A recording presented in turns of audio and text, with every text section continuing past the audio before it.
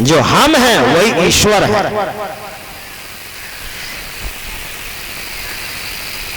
तो वह तत्व रूप में एक है। हमारे गुरुदेव कहते थे वह तत्व रूप में एक है और त्रय आवरणों से आवरणित होने के कारण यही आत्मा ही जीवात्मा कहलाती है।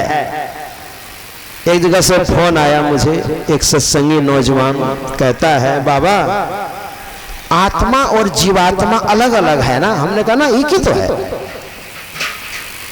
घट तम प्रकाश वो शब्द पट त्रय, जीव पर है क्षार है। ये तीनों शब्द, प्रकाश और अंधकार, यही तो तीन पर्दे हैं। आत्मा के ऊपर ये त्रय आवरणों से, ये त्रय आवरणित जो हो गया, तो यही शुद्ध स्वरूप आत्मा जीवात्मा कहलाने लग गई। ये जीवत्व दशा संत पलटू साहब ने बड़ा सुंदर कहा है। एक संत हुए अयोध्या के इर्द गिर्द, उन्होंने बड़ा सुंदर कहा है कि भक्त के नाथ को जगत की लाज है, रहे सब माही को ना ही जाने। वो परमात्मा तो सर्वत्र है, को ना ही जाने। मरे सिर पीट के आपने भटक से, संत के वचन को ना ही माने। मोह वो माया से बीच पड़ी गया है, कर्म के बंधन से भरम आने। दास पलटू कहे जीव सब वही है, वेद वेदांत में खोजी छाने। वो परमात्मा सर्वत्र है और हम भटक रहे हैं, क्योंकि हम जीव हैं ना, हम भटक रहे हैं। तो वही त्रय आवरण के कारण आत्मा ही जीवात्मा है। हमारे गुरु महाराज कहते हैं ये कैसे तीनों आवरण हटेंगे? कर दृष्टि और ध्वनि योग साधन ये हटाना। स्तुति में सब कुछ कह दिया हमारे गुरुदेव ने। अच्छा, यहाँ दृष्टियोग का नाम लिया और नादानुसंधान का, तो जब ध्यान तब गुरु महाराज ने छोड़ दिया। नहीं नहीं नहीं नहीं, यहाँ गौन है। आप बैठिए, पहले आसन सीधा करके ध्यान में तो 10 से 15 मिनट आप जप कीजिए। मेरुदंड सीधा रहना चाहिए, जप को छोड़ दीजिए। फिर उस जप से संबंधित 10 से 15 मिनट मानस ध्यान कीजिए। थोड़ा थोड़ा हो जाए, मानस ध्यान को भी छोड़ दीजिए। अच्छा, ऐसा कहते हैं दृष्टि योग थोड़ा सा करके छोड़ दीजिए, ऐसा कहते हैं नहीं ना? क्योंकि दृष्टि योग से आप त्रिकुटी तक जा सकते हैं। कमल सहसा दला ज्योति करे झलमल, त्रिकुटी में सूर्य उगए हो।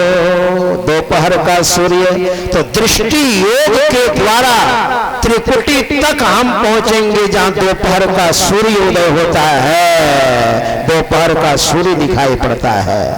त्रिकुटी के बाद दृश्य नहीं है, उधर शब्द है, शून्य महाशून्य भंवर गुफा शतलोक, है ना? ये सब को शब्द साधना करते करते आगे बढ़ेंगे।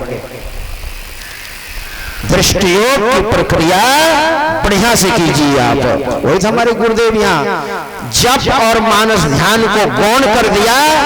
और गुरु महाराज कहते हैं कर दृष्टि और ध्वनि योग साधन ये हटाना चाहिए।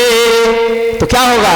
इनके हटे माया हटेगी, माया हट गई, प्रभु से होगी एकता, फिर द्वैतता नहीं कुछ रहेगी। असमनन दृढ़ चाहिए, हम प्रभु प्रभु हम एके होई, द्वंद्व और द्वैत रहे नहीं कोई। ये रास्ता है, परमात्मा को हमने प्राप्त किया, हम परमात्मा हो गए। तत्व रूप में और सगुण रूप में तो बहुत भटकाव है। आपके सामने में खड़े हैं, आप नहीं पहचान पाएंगे, है ना, आपके सामने में। इसलिए क्योंकि आपके अंदर आप अंधकार में हैं, इसलिए दिख नहीं रहा है, सामने में पहचान नहीं पा रहे हैं। और हम और आप किस गली, किस खेत की मूली हैं, ब्रह्मा जी ने पहचान पाई। भागवत पढ़िए आप। ब्रह्मा जी भगवान श्री कृष्ण की लीला को नहीं समझ पाए। ब्रह्मा जी मोहित हो गए, ये भगवान के अवतार हैं, ये भगवान हैं। ग्वाल बालों के साथ कलेवा करते थे ना, वो गाय चराने जाते थे ना, तो जलपान ले जाते थे, इसको कलेवा बोलते हैं।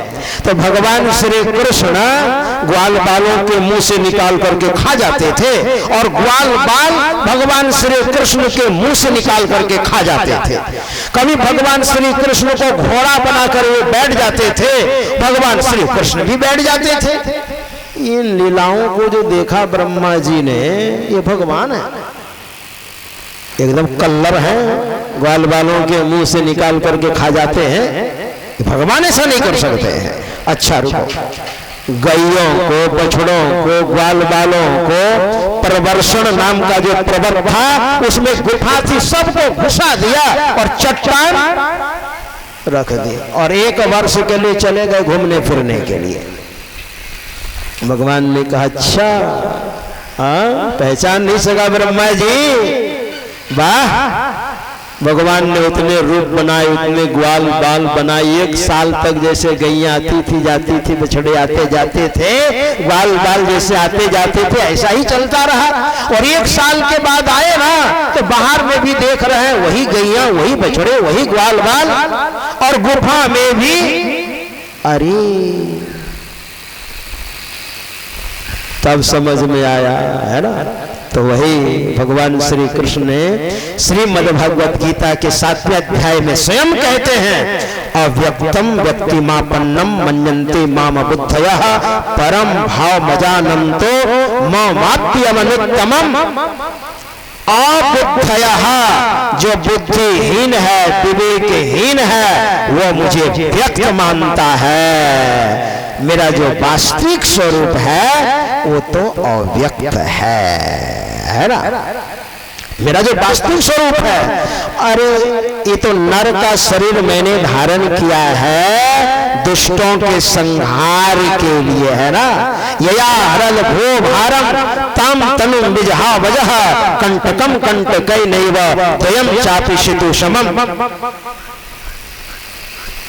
जैसे एक कांटा दूसरे कांटा को निकाल के दोनों कांटे को फेंक देते हैं ना, वैसे शरीर भी कांटा है, और ये दुष्ट रूप ये कांटे इस शरीर से सारे दुष्टों का संहार करके फिर शरीर को रख करके क्या करेंगे। इसलिए भगवान श्री कृष्ण ने भी शरीर को छोड़ा है ना। तो ऐसा है वास्तविक जो स्वरूप है, भगवान शंकर का जो वास्तविक स्वरूप है वो प्रकाश स्वरूप है ना। भगवान श्री कृष्ण का जो वास्तविक स्वरूप है वो परमात्मा है, भगवान श्री राम परमात्मा है ना।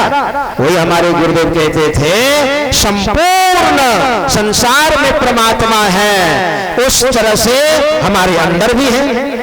गुरु से दीक्षा लेकर और आप साधना करेंगे, अपने अंदर में जब आत्म साक्षात्कार होगा तो फिर भ्रम नहीं होगा, बाहर में भी आप दर्शन करेंगे हर जगह। ये तत्व रूप में हुआ।